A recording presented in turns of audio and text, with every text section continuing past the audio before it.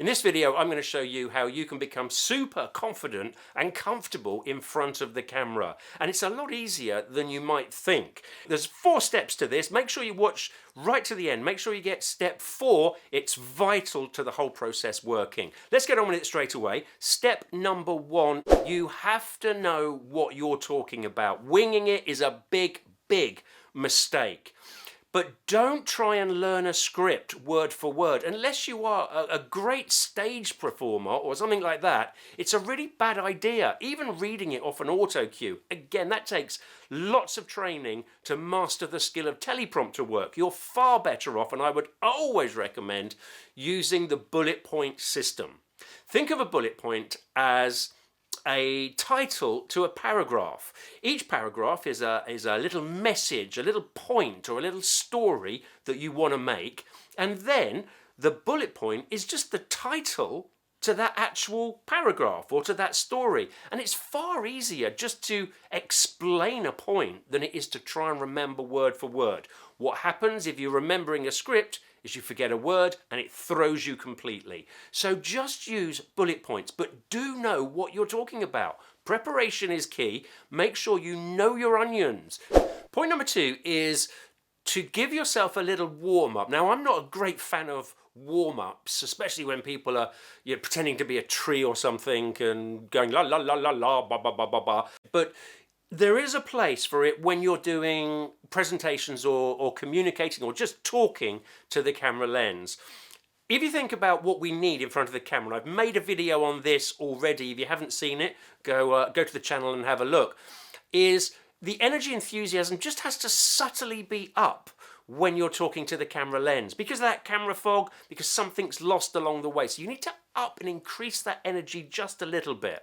Now, if you're sat down before you do the presenting and you're looking and you're studying the notes and trying to remember the words and all the points and you're stressing over that, and then all of a sudden you get up in front of the camera and you've got to be this lifted energy and enthusiasm, it seems like a real big step for most people. You feel like you're overcooking it, and so most people miss the mark.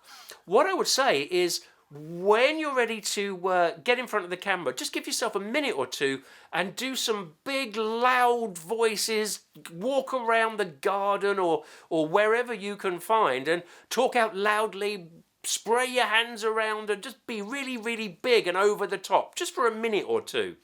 And then when you get in front of the camera, just bringing that energy down subtly is a lot easier than trying to lift it from a very low energy place. So make yourself big. I know people who sort of jump up and down and run around before they go on stage or in front of the camera. Just try something like that to get you a little bit energized and ready for that camera lens.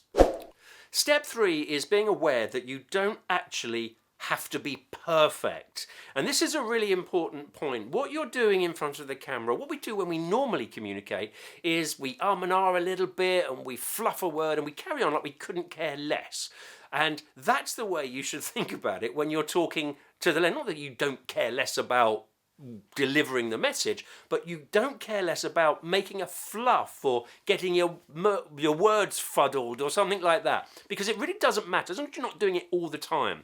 So take all that stress off your shoulders and allow yourself to fumble a word or stutter a little bit once in a while. And when you allow yourself to do that, what you'll find is that because there's no pressure on you to get it 100% right, you relax and you deliver it a lot better.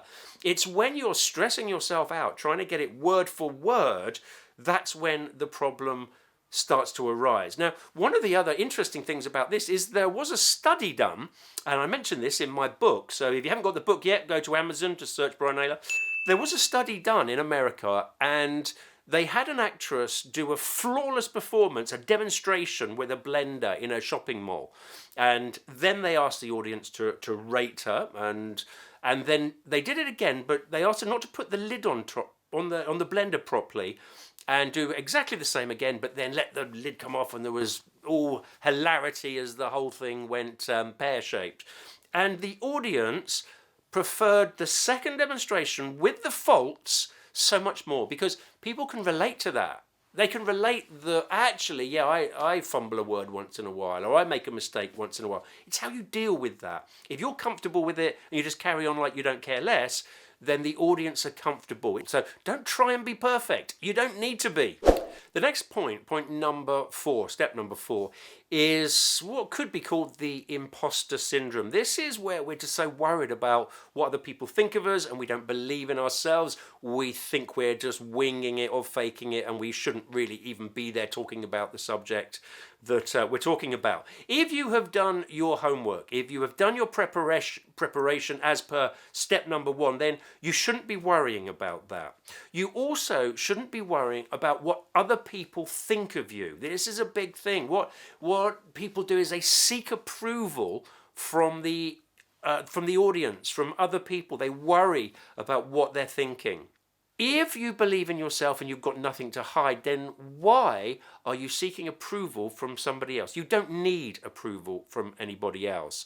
And if you're worried that you're an imposter because you don't know what you're doing, then knowing and learning how to do things properly in front of the camera is a massive step. When you know that what you're doing in front of the camera with your hands, with your eyes, with your energy, all those things is correct, then the experience of just doing it over and over again gives you that confidence. So just get sick to death of actually talking to the lens.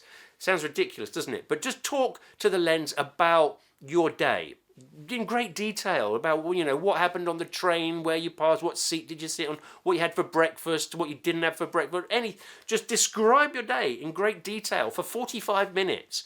Do you know what? After 2 or 3 days, the camera suddenly doesn't hold this power over you anymore. You just think, oh God, it's just the camera. I'm just used to it. So talk to that camera. And one of the most important things to do is talk to the camera as if it was your best friend, and talk to one person. The next video that's coming up is going to show you exactly how to do that, how to talk to one person. Make sure you get that right. It's essential for really strong on-screen communication, and it will build your confidence on camera.